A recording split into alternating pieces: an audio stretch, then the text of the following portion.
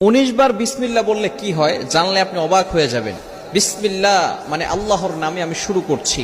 পবিত্র কোরআনুল কারীমের ভিতরে সর্বপ্রথম কিন্তু আল্লাহ তাআলা বিসমিল্লাহির রহমানির রহিম দিয়ে শুরু করেছেন, ঠিক কি না?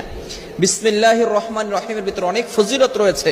19 বার পড়লে এর গুরুত্বপূর্ণ একটি ফজিলত রয়েছে।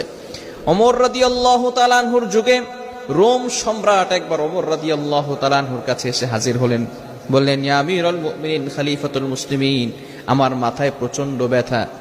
ওমর রাদিয়াল্লাহু তাআলা আনহু এমন একটা টুপি সেই রোম সম্রাটকে দান করলেন।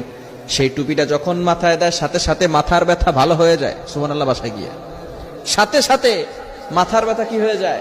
ভালো হয়ে যায়। আবার যখন সেই মাথার টুপিটা খুলে ফেলে আবার তার মাথা ব্যথা হালকা হালকা শুরু হয়। এবার সকলে অবাক হয়ে গেল সেই টুপির ভিতরে কি আছে।